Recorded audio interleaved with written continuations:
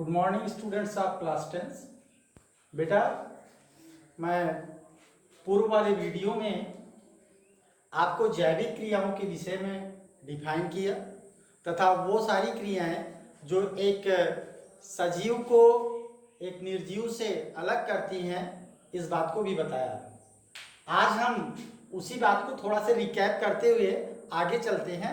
बेटा, आप जानते हैं कि जैविक क्रियाएं वह क्रियाएं होती हैं जिसके द्वारा कोई भी जीव अपने आप को जीवित बनाए रखने के लिए कैपेबल होता है। आप ये कह सकते हैं जीवधारियों में होने वाली क्रियाएं जो उसे जीवित बनाए रखती हैं, ऐसी क्रिया को क्या कहते हैं? जैविक क्रिया कहा जाता है।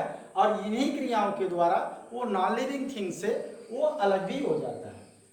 उसमें मैं आपको पहली क्रिया के विषय में आज डिटेल में समझाने की कोशिश करूंगा। यह पहली बात इसमें आती है पोषण, जो एक जीवधारी की विशेष क्रिया भी है। सबसे पहले हम आपको ये बताएंगे पोषण क्या होता है। बेटा, शब्द पोषण कहने का अर्थ होता है पोषक पदार्थों से या खाद्य पदार्थों से पोषक तत्वों को लेकर के ऊर्जा को प्राप्त करना और उस ऊर्जा के द्वारा अपने जैविक क्रियाओं का संचालन करना और वृद्धि करना क्या कहलाता है? पोषण कहलाता है। आप ये जानते हैं बेटा कि जो पोषण है यह अगर देखा जाए तो दो तरीके से होता है। पौधों में यह एक तरीका इसका होता है स्वपोषण। स्वपोषण कहने का अर्थ होता है कि कोई भी जीव यदि अपना भोजन स्वयं बनाता है तो इस प्रकार का पोषण क्या कहलाता है? स्वपोषण कहलाता है। यह स्वपोषण आप इंग्लिश में ऑटोट्रॉप्स भी कहते हैं। वहीं दूसरी बात आती है परपोषण या परपोषी। एक ऐसा जीव जो अपने भोजन को, अगर आप कहें परपोषी कहने का अर्थ होता है कि एक ऐसा जीव जो अपने भोजन को किसी दूसरे जीव पर या पौधों पर आश्रित होकर के प्राप्त करता है तो वो परपोषी कहलाता है। यह सभी हरे पौधे जो होते हैं वह स्वपोषी पौधे कहलाते हैं।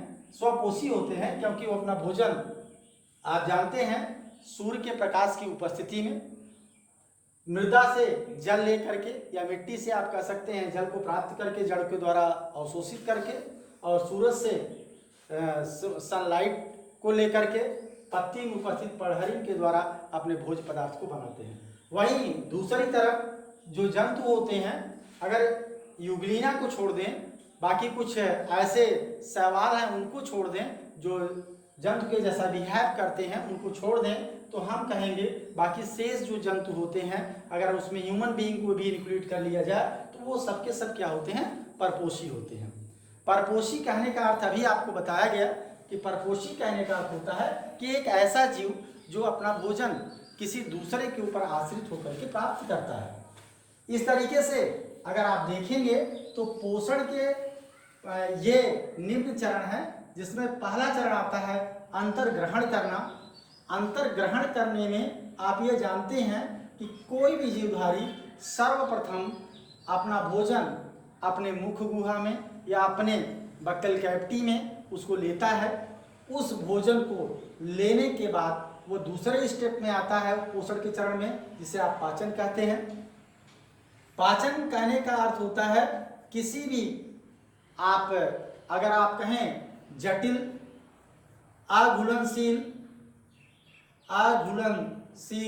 व अविसरणशील पदार्थ को जो है सरल, घुलनशील व विसरणशील पदार्थों को एंजाइम की मदद से बदलना क्या कहलाता है? पाचन कहलाता है।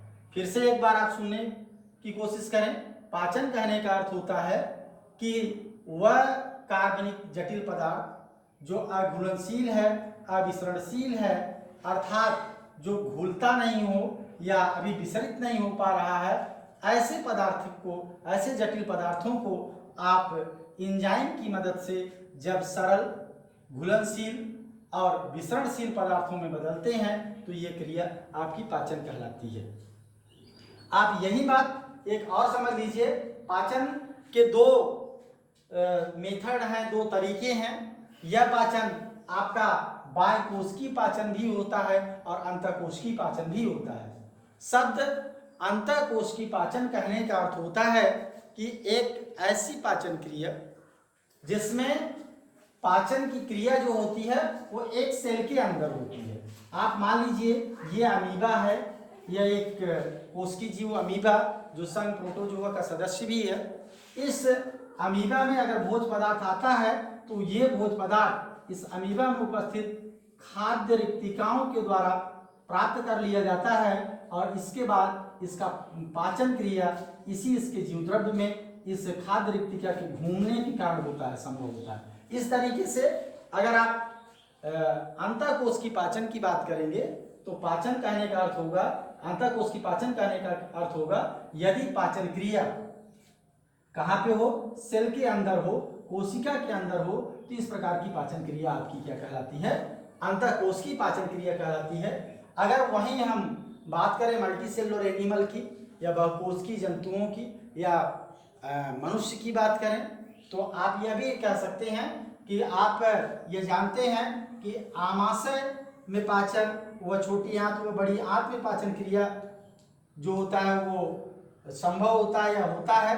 तो ऐसी दशा में आप कह सकते हैं ये जो आमाशय की थैली है, इस आमाशय की थैली में भोजन आकर के रुकता है, तो यहाँ पे भोजन जो रुकता है वह इस सेल के ऊपर होता है और इस सेल के ऊपर होने के कारण या आप कह लीजिए सेल के सतह पर होने के कारण यहाँ पे बहुत सारे गैस्ट्रिक जूस या एंजाइम इससे विजिट करती हैं, मिलती हैं। इसके मिलने से यहाँ जो पाचन क्रिया हो रहा है ये बाह्यकोशिकीय पाचन क्रिया है, अर्थात आप कहेंगे कि यहाँ पाचन क्रिया सेल के अंदर न हो करके बल्कि कोशिका की सतह पर होता है, इसलिए यह पाचन क्रिया आपका क्या कहलाता है, बाह्यकोशिकीय पाचन क्रिया कहलाता है। अगली बात आपकी आती है कि आपका अवशोषण, ये जो पाचन के चरण है इसमें जो तीसरा बिंदु होता है वो अवशोषण कहलाता है। अवशोषण कहने का अर्थ होता है कि इस पचित भोजन से या पचे हुए भोजन के द्वारा जो सरल पदार्थ बनते हैं उसको छोटी आंत में उपस्थित रसांकुरों के द्वारा अवशोषित करके उस पदार्थ को आप पूरे शरीर में सेंड करते हैं या रक्त के माध्यम से वह पूरे शरीर में भेज दिया जाता है, जिससे हर कोशिका को वह पोषक पदार्थ प्राप्त होता है और जीव अपने जैविक क्रियाओं को करने के लिए सक्षम होता है।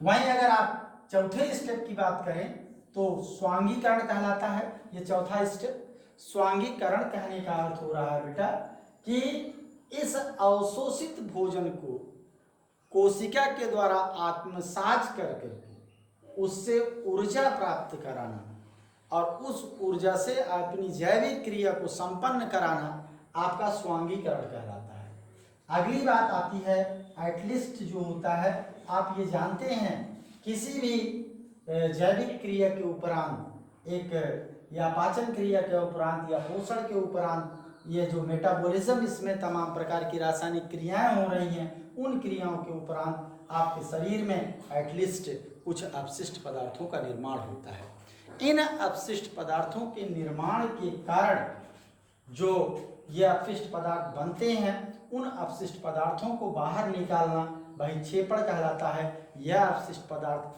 प्राणघातक होते हैं, नुकसानदायक होते हैं, इसलिए इसे समस्त जीवधारी अपने शरीर से बाहर निकाल देता है। ये पोषण का अंतिम चरण है, इसे बहिक्षेपण कहा जाता है। बेटा सबसे पहले हम आपको ये बताएंगे यहाँ पे कि भोजन जो है किन किन चीज़ों से मिलकर के बना हुआ है।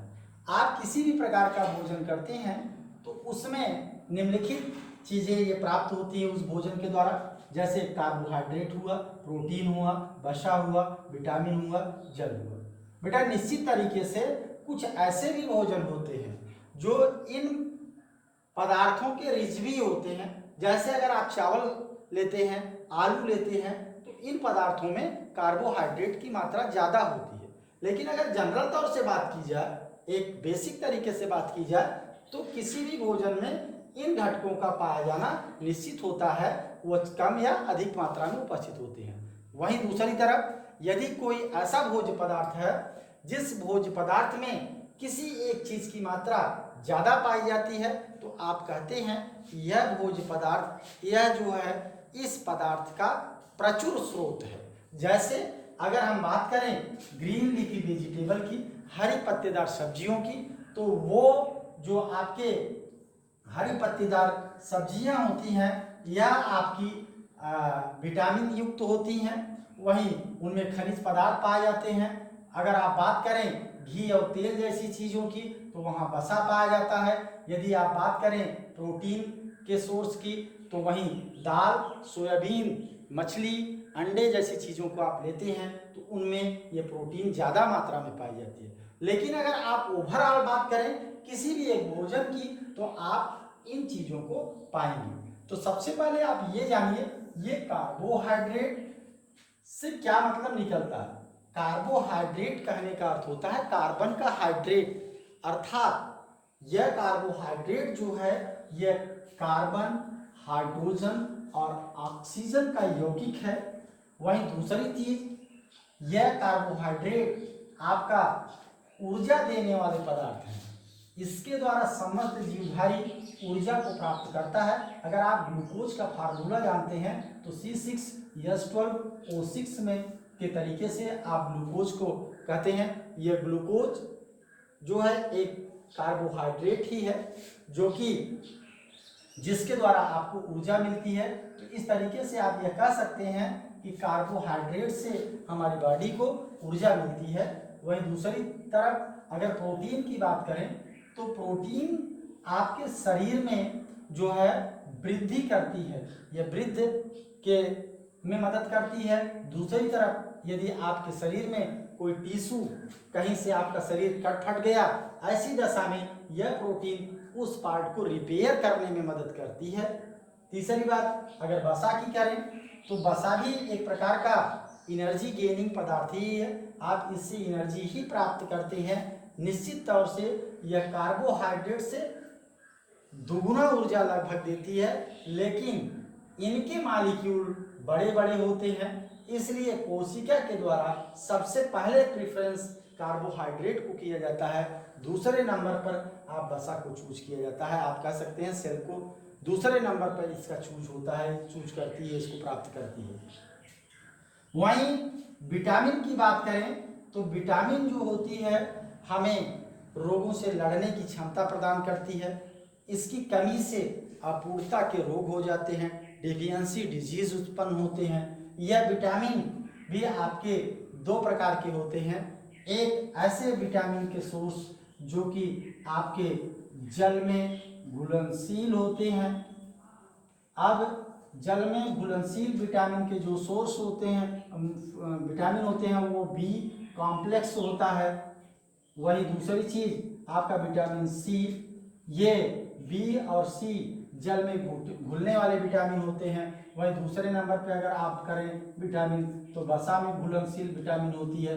या वसा में घुलनशील विटामिन ए, डी, ई और के होते हैं। वहीं जल आप ये जानते हैं किसी भी जीव को जीवित रहने के लिए, उसकी जैविक क्रियाओं के संपादन करने के लिए, उसके बॉडी में मेटाबॉलिज्म को होने के लिए, आप कह सकते हैं जो उपापचयी क्रियाएं चल रही हैं उसके शरीर में, उन क्रियाओं को चलने के लिए जल की परम आवश्यकता होती है। इस जल के बगैर कोई भी जीव जीवित नहीं रह सकता है। अगर आप एटलीस्ट खनिज की बात करें तो ये खनिज की उपस्थिति किसी भी जीव, किसी भी पौधे के ग्रोथ के लिए, उसके जैविक क्रियाओं को सुचारू रूप से चलने के लिए यह खनिज पदार्थ भी उपयोगी होते हैं।